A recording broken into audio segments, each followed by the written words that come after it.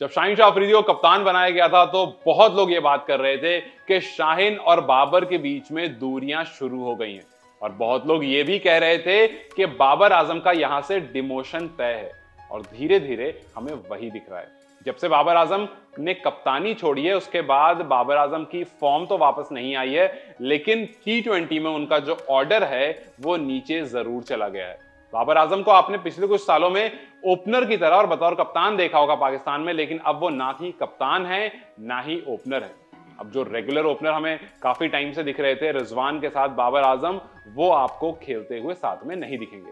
नहीं, मैच में तो वो जरूर हैं, टीम में वो जरूर हैं, लेकिन उनका डिमोशन हो गया। वो नीचे आएंगे फखर जमान के साथ और एक नए खिलाड़ी को मौका मिलेगा। अब यहां पर काफी लोग वो हैं जो कह रहे हैं कि इस चीज की शायद जरूरत नहीं थी और ऐसा करने पर आप जो बाबर का कॉन्फिडेंस है वो कहीं ना कहीं और ज्यादा गिरा दोगे। और काफी लोग ये भी मान रहे हैं कि यहां से बाबर आजम का जो डिमोशन है वो बस शुरू हो गया है, क्योंकि अगर अब आप अच्छी परफॉर्मेंस नहीं दोगे तो आपको टीम से बाहर भी किया जा सकता है। और ये जो पूरा फैसला है ये फैसला शाहीन शाह अफरीदी का था, क्योंकि शाहीन शाह अफरीदी फिलहाल कप्तान हैं और कप्तान के हिसाब से साइम अय्यूब ज्यादा बेहतर हैं, एक अटैकिंग बल्लेबाज हैं। लेफ्ट राइट का कॉम्बिनेशन होगा अगर साइम और आपको रिजवान साथ में आएंगे, और इन दोनों को ऑकलैंड में साथ में ही प्रैक्टिस करते हुए देखा गया, विच मींस कि मैनेजमेंट भी इस चीज को तैयार कर रही है कि दोनों आपस में थोड़ा फ्री हो जाएं, नई बॉल से खेलें, क्योंकि नेट्स में वो दोनों नई बॉल से प्रैक्टिस करते हुए दिखे। अभी न्यूजीलैंड में T20 सीरीज के लिए ये टीम पहुंची हुई है और रिजवान और साइम अय्यूब साथ में नेट में नई बॉल फेस करते हुए दिखे। और वही दूसरी तरफ आपको बाबर आजम नेट्स में स्पिनर्स को फेस करते हुए दिखे। उनके साथ फखर जमान थे और जिससे ये समझा जा रहा है कि फखर जमान और बाबर आजम तीसरे और चौथे नंबर पर आपको दिखेंगे। इट मींस के जो फखर जमान आपको कभी ओपनिंग करते हुए दिखते थे अब वो चौथे नंबर पर आएंगे। हालांकि फखर ने इसको बहुत पॉजिटिवली रिस्पॉन्ड करा।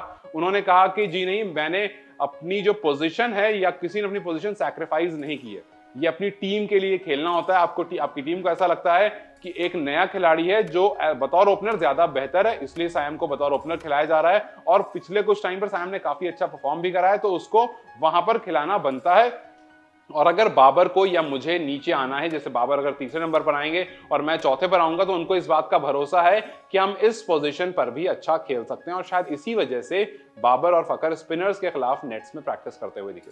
अगर बात करें यहाँ पर रिजवान की, तो रिजवान आपको ओपन करते हुए ही दिखेंगे, लेकिन शाहीन शाह अफरीदी, यासिर अरफात और टीम के डायरेक्टर मोहम्मद हफीज, इन तीनों का यह फैसला है कि बाबर नीचे खेलेंगे। अब बाबर के जो फैंस हैं वो इससे थोड़ा सा उदास जरूर हैं, क्योंकि वो बाबर को बतौर ओपनर देखना चाहते हैं। और अगर आप T20 में बतौर ओपनर खेलते हो तो आपको फ्रीडम मिलती है शुरू के 6 ओवर में, और लोगों को ऐसा लग रहा था कि ये वो टाइम था जहां से बाबर की फॉर्म वापस आ सकती थी। लेकिन यहां पर बाबर को एक और बार नीचे भेज देना, डिमोशन कर देना, शायद उनकी फॉर्म पर एक बार फिर से क्वेश्चन खड़ा हो जाएगा। अब ये जो साइम अय्यूब हैं ये आपको टॉप ऑर्डर में दिखेंगे। नए खिलाड़ी हैं, 21 साल के खिलाड़ी हैं, यंग हैं, युवा हैं और बहुत एक्सपीरियंस नहीं है। 8 T20 इंटरनेशनल खेले हैं, लेकिन उस 8 में इन्होंने अपना छाप छोड़ दिया था। उन्होंने PSL में काफी प्रॉमिसिंग परफॉर्मेंस दी है, तो वहां से सबकी नजर इन पर जरूर थी। और एक पाकिस्तान को जो तेज स्टार्ट की जरूरत है, ऐसा माना जा रहा है कि साइम अय्यूब वो चीज बहुत अच्छे से कर सकते हैं जो शायद बाबर करने में उतना सक्सेसफुल नहीं होंगे। तो चलिए अब देखते हैं कि यहां से ये जो फखर जमान और बाबर आजम का एक एक और स्टेप डिमोशन हुआ है और जो नए खिलाड़ी को मौका मिला है, क्या ये पाकिस्तान की जो परफॉर्मेंस रही है अब तक की उसको कंटिन्यू कर पाएगा यानी, क्योंकि T20 में अगर आप देखेंगे तो पाकिस्तान का रिकॉर्ड काफी अच्छा है। 2022 में फाइनल में थे आपको, उसके बाद एशिया कप में भी फाइनल में थे, T20 में 2021 में सेमीफाइनल में थे। तो ये जो पूरा ओवरऑल है इसमें ऐसा दिख रहा है कि अब तक का जो ट्रैक रिकॉर्ड है वो काफी अच्छा है। लेकिन सवाल ये है कि क्या इस डिमोशन के बाद और साइम अय्यूब को ऊपर भेजने के बाद क्या ये जो एक्सपेक्टेशन है कि तेज स्टार्ट मिल सकती है, क्या वो मिल पाएगी? क्या बाबर को नीचे करना सही है? क्या पाकिस्तान का ये ट्रैक जो अब तक T20 में रहा है क्या ये बरकरार रह पाएगा, या फिर पाकिस्तान की तरफ से ये एक गलती हो रही है? आपको क्या लगता है, क्या साइम को ऊपर खिलाना सही है? वो खिलाड़ी जो 21 साल का है, नया है, उसको न्यूजीलैंड में ये जिम्मेदारी देना सही है, या फिर बाबर को ही ऊपर आना चाहिए था और ओपनिंग करनी चाहिए? अपना राय मुझे कमेंट सेक्शन में जरूर बताएं। इस वीडियो को लाइक और शेयर जरूर करें और जाते जाते